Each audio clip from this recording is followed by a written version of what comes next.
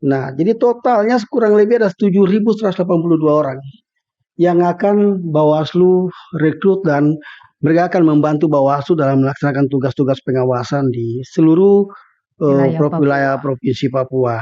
Nah, hak mereka, honor yang akan disiapkan, yang lagi kita siapkan, nah itu akan kami fasilitasi, kami biayai, tidak lagi menerima cash, tapi mereka akan terima langsung lewat Bank Bang, Papua.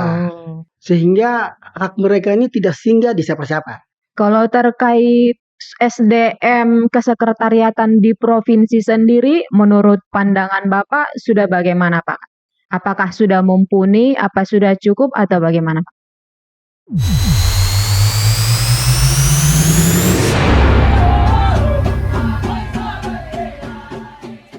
Oke, selamat siang sahabat Bawaslu. Siang ini kita akan membahas terkait kesiapan sekretariat dalam mendukung seluruh tahapan proses pilkada tahun 2024. Pada siang ini kita kedapatan narasumber yang juga selaku Kepala Sekretariat di Bawaslu Provinsi Papua. Kita sebut saja namanya Bapak Dai. Kenapa saya sebut Dai? Karena beliau ini dari Serui. Nah, kalau di Serui disebut Dai itu biasa dia berjalan di celah-celah hujan ya Pak ya. Tapi kalau di Bawaslu, Dai yang satu ini, Bapak dia biasa jalan di celah-celah anggaran yang sempit, biasa jalan di gunung, lembah, tanah Papua. Baik, kita sambut Bapak Yuhendar Muabuai. Bagaimana kabar Bapak? Puji Tuhan, kabar baik. Ya, Puji Tuhan. gitu. Baik Pak, kita bincang-bincang sedikit. Kalau yang saya telisik ke belakang, background Bapak itu pendidikannya itu dari IPDN ya Pak ya? Dari Ya, IPDN, kemudian punya background pekerjaan itu pernah di Surabaya ya Pak ya? Pernah di ya, Surabaya, kemudian Bapak juga pernah menjadi camat, kemudian jadi di bagian Satpol PP ya Pak. Nah, saya mau tanya Pak, kita mau tahu dari background pendidikan, kemudian background pekerjaan, kemudian masuk ke bagian demokrasi pemilu ini, apa sih Pak kesulitan-kesulitan yang dihadapi Pak dari background pekerjaannya? baik. Saya sapa dulu Mbak Arista yang hari Siap ini Bapak. sebagai host ya. Selamat sore dan juga selamat sore untuk sahabat Bawaslu di seluruh Indonesia dimanapun Anda berada dan yang akan sempat menyaksikan siaran di podcast Bawaslu Provinsi Papua ini. Tadi sudah disampaikan oleh host saya Yuhendar Mobuai. Puji Tuhan dalam kesempatan ini hari ini masih dikasih kesempatan menjabat sebagai Kepala Sekretariat Bawaslu Provinsi Papua. Saya sebelumnya ada dalam seorang pegawai negeri yang selesaikan pendidikannya di Sekolah Tinggi Ilmu Pemerintahan Dalam Negeri. Kalau waktu kami dulu masih dibilang STPDN karena saya selesai tahun 97, 1997 selesai STPDN dan telah melaksanakan tugas di Jawa Timur. Jawa Timur, Ibu, di Jawa Cepat. Timur.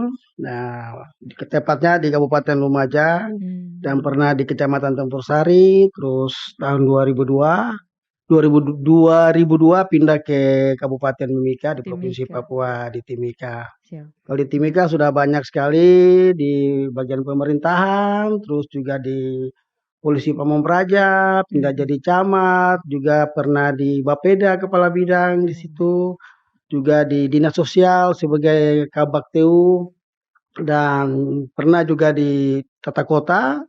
Kebetulan saya pegang pemadam kebakaran dan juga sempat masuk di perhubungan udara, di Wah, Dinas Perhubungan Udara. punya background pekerjaan Ya, yang sangat panjang, Pak. Dinas Perhubungan Udara dan terus lanjut lagi masuk sebagai Kepala Bagian Pemerintahan Kampung Wah, siap. atau Desa di Sekretariat di Pemda Mimika. Dan setelah itu saya pindah lagi di Dinas Tenaga Kerja dan sempat Hmm. masuk dalam menyelesaikan masalah PT Freeport tentang tenaga kerja yang mogok kerja. Saya juga ikut terlibat itu. Dan terakhir saya diminta untuk bantu di Panwas Kabupaten Mimika. Mimika. Kebetulan pada saat itu pejabatnya kosong dan tanpa disadari saya juga Iya, terus dipromosikan sampai ke provinsi. Ya itu iya, singkat cerita, mungkin dari keberhasilan kita di menyelesaikan pilkada di Mimika menjadi dan juga pemilu 2019 di Kabupaten Mimika menjadi tolak ukur lah iya. bagi pimpinan di Bawaslu RI dan juga provinsi sehingga saya diminta untuk bergabung ke provinsi dan hari ini ada di Bawaslu Provinsi Papua sebagai kepala sekretariat. Ya, Siap, komandan. begitu. Nah, jadi kalau bicara tentang kolerasinya ada tugas-tugas dengan di pemilu, Bawaslu. ya kami dulu waktu masih di kecamatan kan sudah terlibat. Terlibat karena waktu saya jadi camat, juga masih staf di kecamatan, terlibat sebagai panitia pemilihan kecamatan. Jadi situasi tentang pemilu ini tidak kaget lah. Sehingga waktu saya diminta untuk masuk mengatasi masuk di Panwas Kabupaten Mimika pada saat itu belum jadi Bawaslu, ya saya siap saja. H-2 saya masuk untuk tangani Pilkada Mimika tahun 2018. Setelah itu Undang-Undang 7 tahun 2017 keluar dan Panwas ad hoc di kabupaten dirubah menjadi Bawaslu dan saya belum sempat kembali ke Pemda lanjut ditetapkan sebagai koordinator kesekretariat di Bawaslu Kabupaten Mimika. Nanti setelah kita pelaksanaan pemilu tahun 2019, tepat tanggal 27 September 2019 saya dilantik lagi sebagai kepala sekretariat di Bawaslu Provinsi sampai dengan hari ini. Siap, Gitu ya. betul. Jadi Kira-kira sebenarnya sudah 4 tahun ya, Pak, ya, di provinsi ya, Pak? 3 tahun ini Iya, menjalankan oh iya, 3 tahun. siap. Nanti bulan depan pas 3 tahun. Ya, Iya, 3 tahun. Ya. Jadi bedanya kalau kita di kabupaten skupnya kecil cuma kabupaten dan kita akan bicara tentang distrik dan kota mhm, kabupaten kita saja. iya.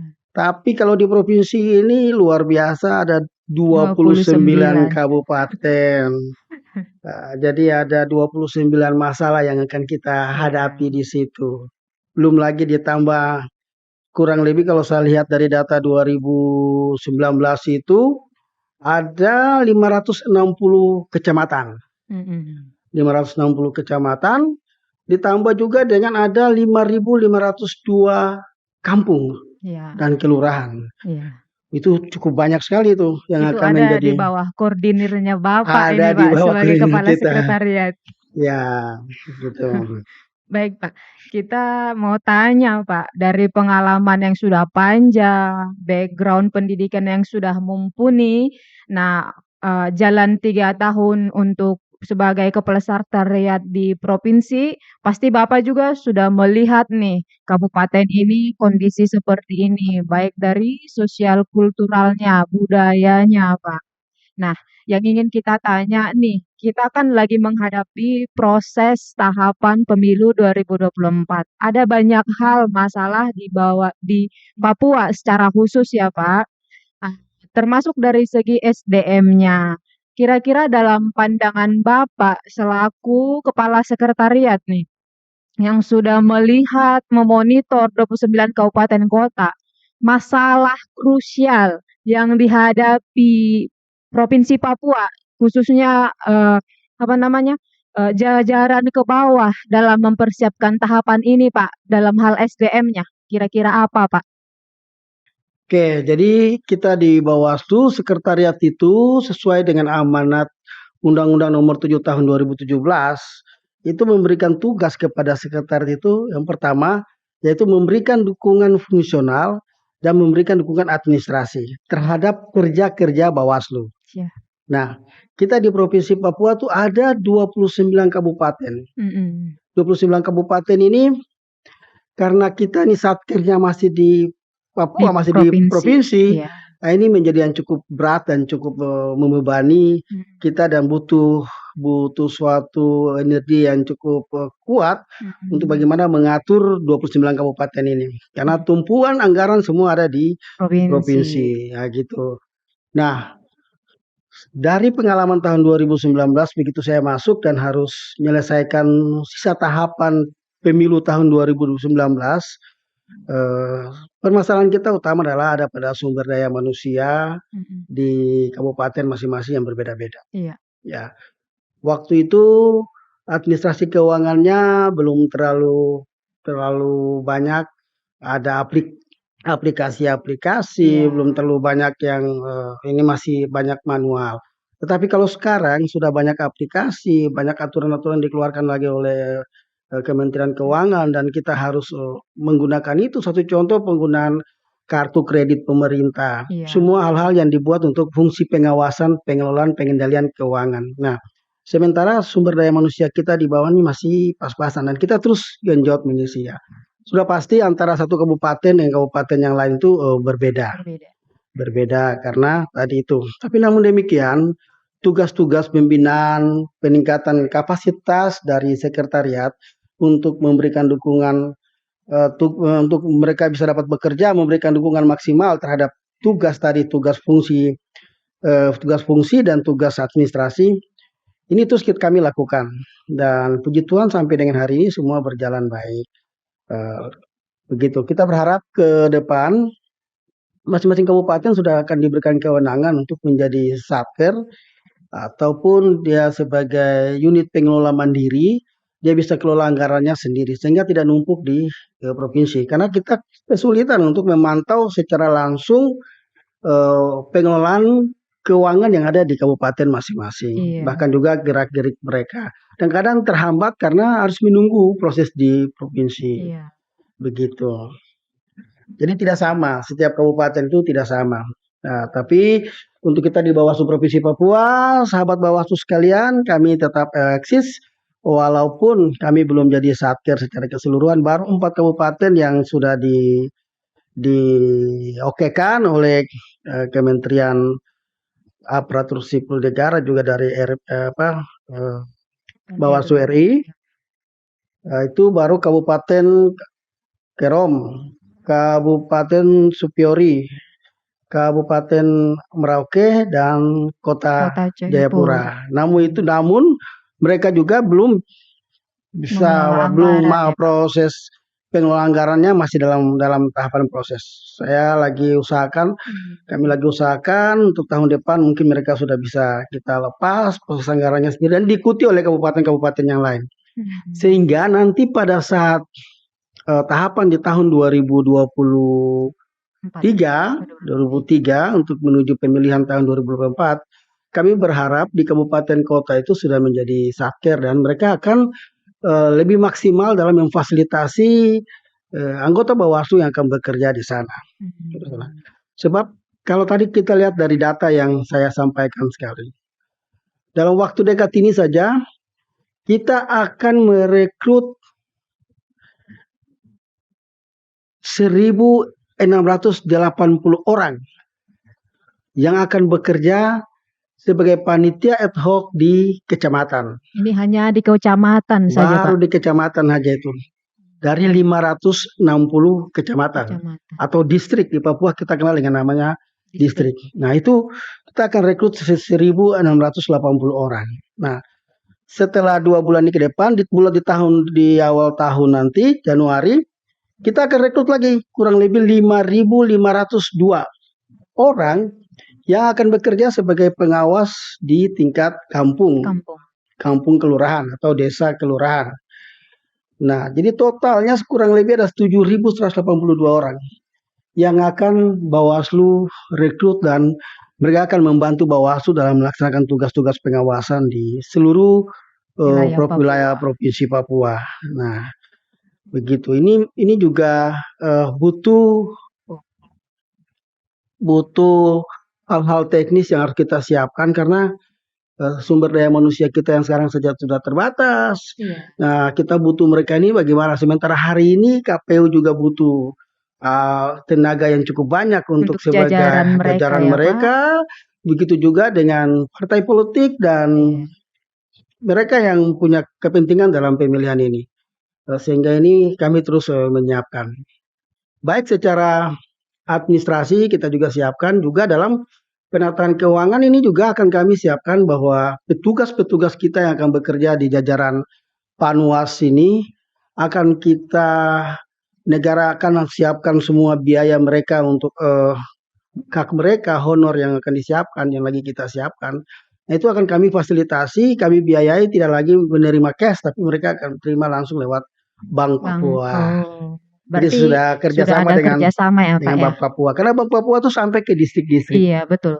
Sehingga tidak lagi ada penyalahgunaan kewenangan atau hak-hak orang ini nggak sampai lagi Iya betul. ke distrik. Artinya bahwa kita menghindari sehingga hak mereka benar-benar sampai ke yang punya hak untuk menerima. Nah, di tahun ini dalam waktu dekat tahapan sudah berjalan, kita sekarang masih pada tahapan verifikasi parpol, verifikasi administrasi, dan nanti akan masuk kepada verifikasi faktual.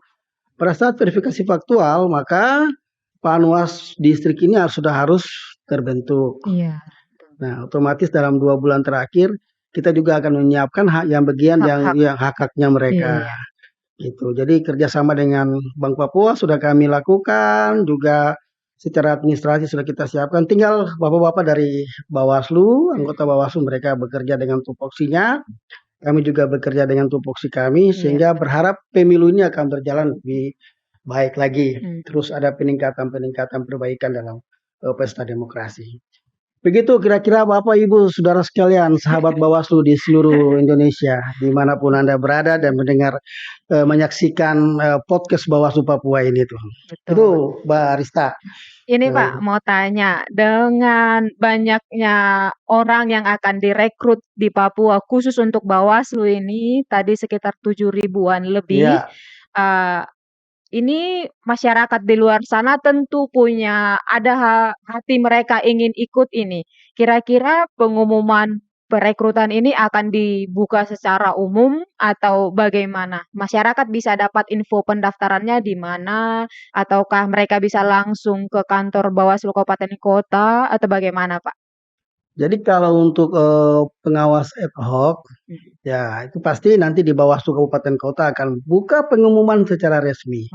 Baik di kantor Bawaslu sendiri dan mungkin akan disampaikan oleh media yang ada di kabupaten masing-masing. Dan semua prosedur tata cara pendaftaran sampai dengan seleksi akan disampaikan di sana. Siapa saja yang mau ikut silakan. Nah, ya secara bertahap. Jadi nanti dari kabupaten dia akan rekrut Panwas distriknya. Setelah itu Panwas distriknya juga akan mulai merekrut Panwas kampung kelurahan. Dan tetap menjadi pengawasan dari Panwas kabupaten dan secara terstruktur terus provinsi dan sampai ke pusat. Karena mereka ini kita butuh orang-orang yang siap bekerja. Iya, betul, Pak. Orang-orang yang punya kemampuan, orang-orang yang bisa paham tentang regulasi. Karena kita punya tugas itu mengawasi. Iya, betul. Untuk mengawasi ini kan kita harus paham aturan. Iya. Sehingga dapat kita menegakkan aturan pada saat tahapan-tahapan yang berjalan sampai pada saat nanti pencoblosan atau pemilihan. Baik Pak, ini ada satu pertanyaan lagi Pak. Misalnya tadi kan di 2 bulan akhir tahun 2022 ini sudah akan dialokasikan nih, sudah harus dialokasikan anggaran untuk hak-haknya Panwas distrik yang sudah akan dibentuk. Kira-kira Pak, kalau misalnya hak-hak ini sudah ada, apakah hak-hak ini disetorkan dulu ke kabupaten kota, baru kabupaten kota dia menyetorkan ke kabupaten, ke Bank Papua atau provinsi langsung yang menangani? Kali ini untuk tahapan pemilihan umum, presiden, wakil presiden, baik itu DPRI, DPRD, bahkan DPR provinsi, DPR kabupaten, ini semua dibiayai oleh anggaran dari anggaran APBN. Dan karena satkernya di provinsi, maka provinsi yang punya kewenangan untuk mengatur. Tadi sudah saya sampaikan, proses pembayaran untuk semua hak-hak dari panitia pengawas, baik yang ada di tingkat distrik maupun ada di tingkat kampung kelurahan, kita akan online dengan bank yang sudah kita kerjasama, yaitu Bank Papua. Sehingga hak mereka ini tidak singgah di siapa-siapa. Begitu dari kita dari provinsi sini, kita permintaan ke KPPN dia sudah cairkan semua langsung di rekening masing-masing, dia geser ke Bank Papua, langsung sudah masuk di rekening masing-masing. Tinggal tindis tombol aja, masuk di rekening Oh, masing-masing. siap. Nah, Berarti seperti hari ini kita jelas. punya gaji ya, Iya, betul. staf-staf punya gaji seluruh provinsi Papua. Waktu saya mulai bergabung itu kan saya minta untuk semua diterima tanggal 1.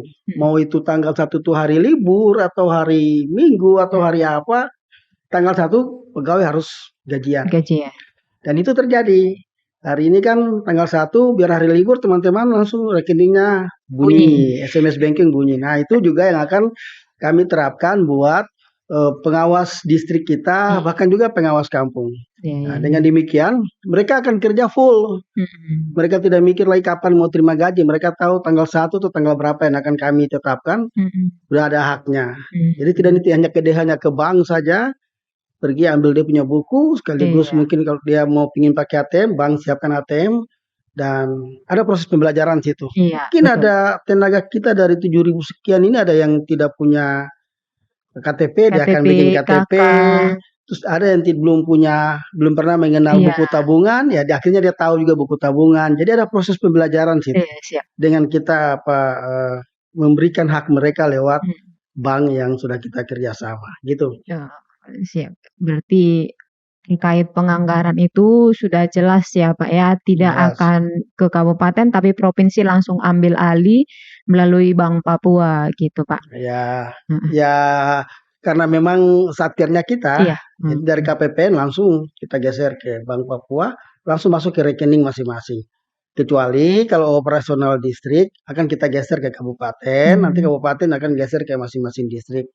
Yang untuk belanja kertas, untuk mereka turun ke kampung-kampung, makan minum rapat, ATK, dan lain-lain, itu kita akan salurkan ke kabupaten. Nanti kabupaten baru masing-masing ke distrik secara terstruktur begitu. Sehingga dengan demikian penggunaan anggaran itu tepat sasaran. Betul. Dan efektif, efisien gitu. Izin Pak, mau tanya lagi, kalau terkait SDM kesekretariatan di provinsi sendiri, menurut pandangan Bapak sudah bagaimana Pak?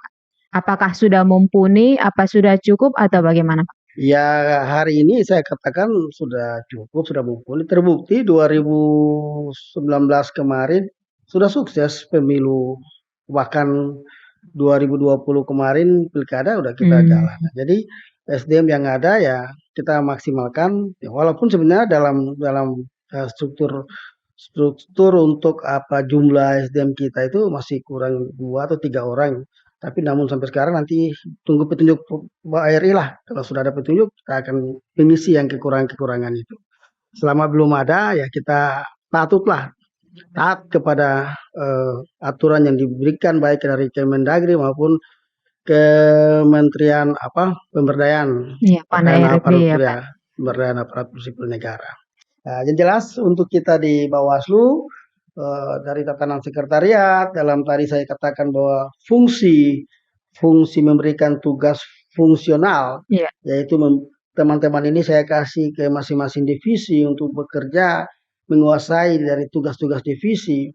Nah, itu kita siapkan. Agar setiap koordinat dengan divisinya itu sudah ada punya staf yang profesional yang siap membantu situ. Nah, tugas-tugas administrasi dalam mereka menggunakan mengelola keuangan, juga administrasi masalah kepegawaian dan juga administrasi masalah pengadaan barang dan jasa, sewa bahkan gedung kantor dan juga meja kursi dalam kita pengadaan. Nah, itu semua kita atur tertata rapi sesuai dengan aturan yang ada itu. Itulah tugas sekretariat kita.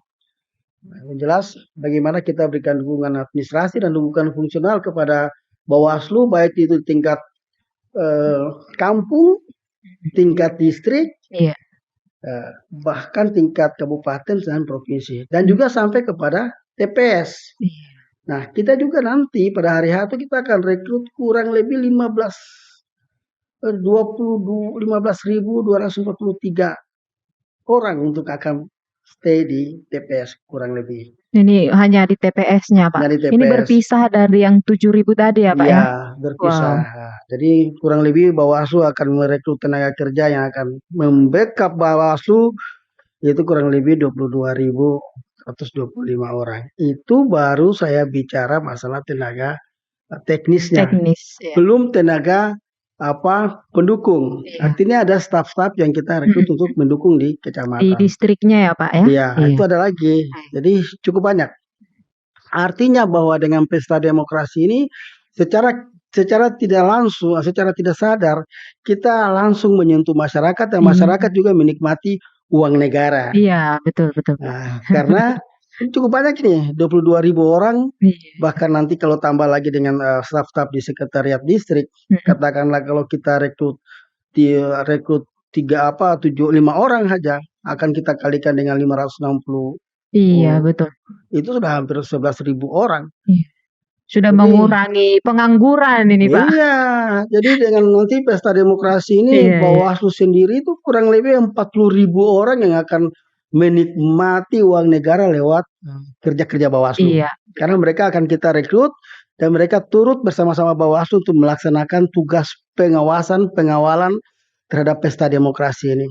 Baik itu di pemilihan umum maupun pada saat pemilihan kepala daerah nanti di 2024 gitu. Nah, dalam tugas-tugas kita ini kan yang paling susah tuh ngurus manusia, Mbak Rista. Betul, Pak.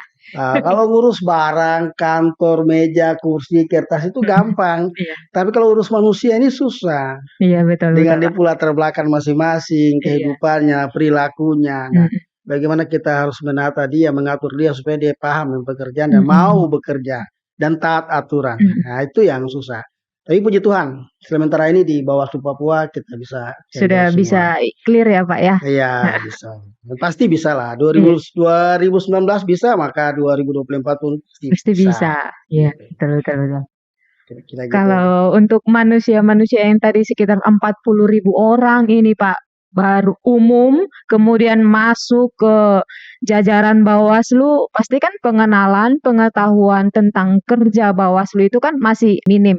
Adakah dari Bawaslu Provinsi programnya untuk membuat apakah BIMTEK atau apa begitu Pak, untuk memfasilitasi nih yang 40.000 orang ini Pak? Gimana? Itu kan sudah pasti ada. Tidak mungkin kita rekrut orang tanpa dikasih pembinaan. Ya pasti. Mulai rekrutmen Panwas distrik, pengawas di tingkat distrik, pengawas ad hoc tingkat distrik, pengawas ad hoc di tingkat kampung, bahkan sampai di TPS pasti ada kegiatan peningkatan kapasitas ya.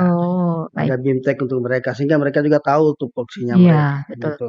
Jadi terima kasih sekali untuk pemerintah nih. Hari ini kami di Lembaga Bawaslu bisa juga memberikan dengan tugas-tugas kami merekrut banyak orang, kurang lebih hampir 40.000 orang nanti akan bekerja di Bawaslu. Secara tidak langsung sudah menambah ekonomi masyarakat yang ada di Provinsi Papua. Nah, gitu. Nah, di lain itu dengan proses tadi saya sampaikan, kita mengajar mereka untuk tertib administrasi dan juga tertib untuk penggunaan anggaran. Ketika kita suruh buka rekening, saya bayangkan orang-orang ada yang pasti belum pernah punya buku tabungan. Akhirnya mengenal dunia perbankan. Betul. Tahu dengan dunia perbankan. Nah, itu semua terobosan-terobosan baru yang akan kita lakukan untuk lebih efektif, lebih efisien dalam tugas-tugas kita mengawal pemilu di tahun 2024 ini.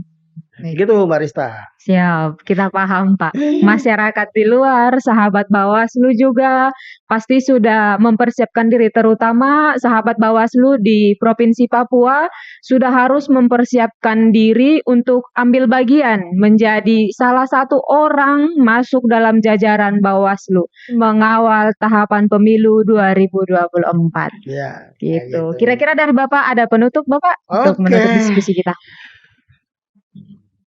Sahabat Bawaslu sekalian di seluruh Indonesia dan juga mereka semua yang turut menyaksikan podcast Bawaslu ini, kami tetap butuh bantuan, dukungan untuk kerjasama, sama-sama kita mengawal demokrasi ini. Bagi mereka yang mengikuti podcast ini dan ingin bergabung, silakan saja nanti akan berkomunikasi di Bawaslu Kabupaten masing-masing dan secara terstruktur sampai ke kecamatan atau distrik dan sampai ke desa.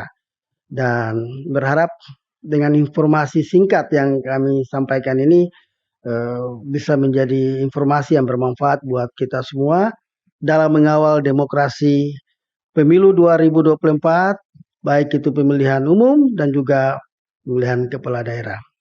Demikian dari saya, Yuhendar Mobuai, APMSI, Kepala Sekretariat Bawaslu Provinsi Papua, di ruangan Studio Humas, Humas. ya, ruangan Humas, Studio Humas Bawaslu Provinsi Papua, Provinsi Papua. podcast Bawaslu Provinsi Papua. Siap. Dari Papua untuk Indonesia. Indonesia. Terima bersama kasih rakyat, Bapak. awasi pemilu, bersama Bawaslu tegakkan keadilan pemilu. Terima kasih Pak. Ya, terima kasih. Padai. Iya. Kami pengawas pemilihan umum